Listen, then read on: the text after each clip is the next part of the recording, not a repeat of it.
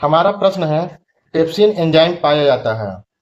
हमारा ऑप्शन है ए अग्नाशय, बी आंत, सी अमाशयिक रस, डी लार। इसका सही आंसर हो जाएगा अमाशयिक रस यानी कि गैस्ट्रिक जूस।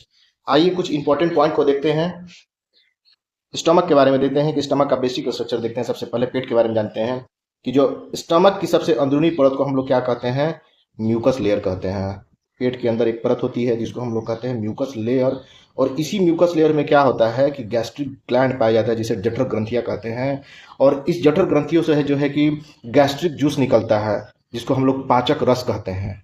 ये जो हमारा स्टमक है और इसका जो म्यूकस लेयर में जो गैस्ट्रिक ग्लैंड पाया जाता है, इसी गैस्ट्रिक ग्लैंड में 3 प्रकार की सेल्स होती है।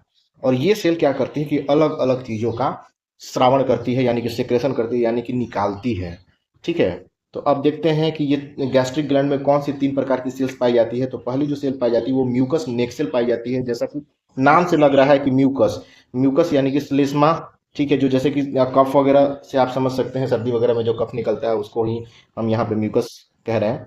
ठीक है, तो म्यूकस नेक सेल से म्यूकस निकलती है और इसका काम होता है कि जो पेट का एक अंदरूनी दीवार है ना, उसको HCl से बचाना।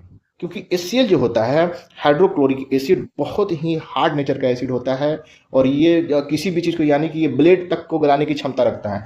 और आप सोच सकते हैं कि जब ये हमारे पेट से निकलती है तो पेट को भी ये जला सकती है। लेकिन जो हमारे पेट के गैस्ट्रिक ग्लैंड में एक म्यूकस नेक्सेल पाया जाता है और उस म्यूकस नेक्सेल से म्यूकस का सेक्रेशन होता है और उस म्यूकस के सेक्रेशन के कारण ही पेट का अंदरूनी जो दीवार है वो HCl से जलने से बच जाता है। तो यही मेन इसका काम है म्यूकस का, कि ये जो है कि HCl से उसको अंदरूनी दीवार को, तो तो म्यूकस का मेन यही काम है कि स्टोमक की अंदरूनी दीवार को HCl के एसिडिक प्रभाव से बचाना। ठीक है, अब दूसरी सेल देखते हैं। दूसरी सेल जो है वो पेप्टिक सेल है। पेप्टिक, और इसको चीफ सेल भी कहते हैं। ये क्या करता है कि प्रो एंजाइम पेप्सिनोजन का सेक्रेशन करता है। प्रो एंजाइम और एंजाइम कहने का मीनिंग होता है, प्रो एंजाइम कहने का मीनिंग होता है कि इनएक्टिव एंजाइम। इनएक्टिव कहने का मतलब है कि वो कोई भी काम में पार्टिसिपेट नहीं कर सकता है। और एंजाइम जो है स्पेशली जो है कि वो किसी डाइजेशन या अन्य कामों में प्रयोग में आता है। ठीक है, वो एक्टिव फॉर्म में होता है। और प्रो एंजाइम जो है इनएक्टिव फॉर्म ऑफ एंजाइम होता है। यहाँ पे जैसा कि पेप्सिनोजन है, ये क्या है, एक इनएक्टिव एंजाइम है। ठीक है, जो कहाँ से निकलता है, ये पेप्टिक और चीफ सेल से निकलता है। ठीक है, यह एक इनएक्टिव एंजाइम है जो आगे चलकर प्रोटीन को पचाता है। ठीक, जो कि हम तीसरी सेल्स की बात करते हैं। जो हमारा तीसरी सेल्स है पैरिटल और ऑक्सिंटिक सेल्स। ये क्या करता है, HCl और इंट्रिंसिक फैक्टर का सेक्रेशन करता है। और HCl जानते हैं हमारा क्या करता है कि HCl के सेक्रेशन होने से जो पेप्सिनोजिन है, ये जब HCl के साथ मिलता है ना, तो ये क्या हो जाता है, पेप्सिनोजिन एक्टिव हो जाता है। ठीक है, इसको एक्टिव कर सके HCl क्या करता है कि पेप्सिनोजन को एक्टिव करता है। और इंट्रिंसिक फैक्टर क्या करता है, इंट्रिंसिक फैक्टर हमारा जो है कि विटामिन B12 का एब्जॉर्प्शन करवाता है और शोषण करवाता है, इसमें सहायता करता है। ठीक है, आगे कुछ हम लोग इन तीनों जो सेल्स है उसको याद करने का एक छोटा सा ट्रिक देख लेते हैं। जैसा कि म्यूकस सेल्स, नाम से ही लग रहा है, म्यूकस नेक यानी कि गले में म्यूकस कफ जम गया है, यानी कि म्यूकस का सेक्रेशन करता है, ये तो आसानी था। चीफ चीफ चीफ और पेप्टिक जो सेल है, तो चीफ लोग आते हैं तो क्या करते हैं, पेप्सी पीते हैं, यानी कि ये पेप्सिनोजन का सेक्रेशन करता है। और जैसा कि पैरिटल सेल्स है, ठीक है, और पेरिटल को हम लोग लेते हैं पेरेंट के रूप में, यानी कि माता पिता के रूप में, जो बहुत स्ट्रिक्ट होते हैं। यानी कि HCl क्या है, एक बहुत हार्ड एसिड होता है, ताकि बच्चे इंट्रिंसिक रूप से मजबूत बन सके। इंट्रिंसिक करने का मतलब इंट्रिंसिक फैक्टर का सेक्रेशन करता है।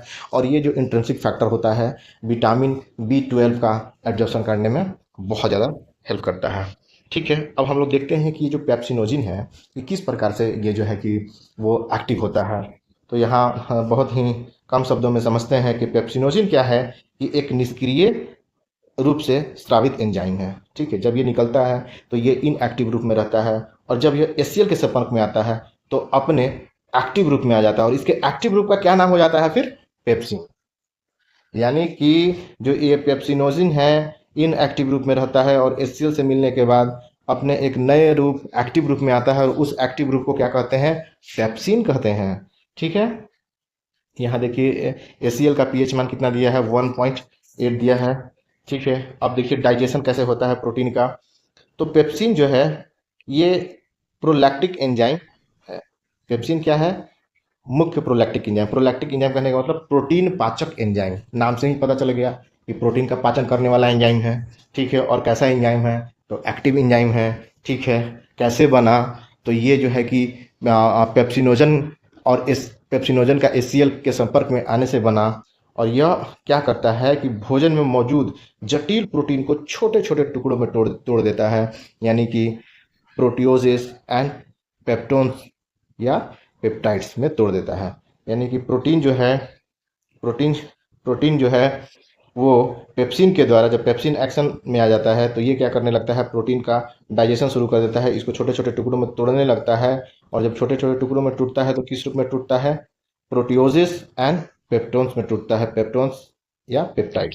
अब छोटा सा एक समरी देख लेते हैं कि जो हमारा पेट जो होता है, भोजन आने पर पैरिटल सेल से एसिया निकलता है। पेट में जब भोजन आता है तो उससे पैरिटल सेल से एसिया निकलता है, और यह एसीएल चीफ सेल से निकलने वाले पेप्सिनोजन को सक्रिय पेप्सिन में बदल देता है। फिर यही पेप्सिन हमारे भोजन के प्रोटीन को प्रोटियोजेस एंड पेप्टोन्स यानी कि पेप्टाइड्स में पचा देता है।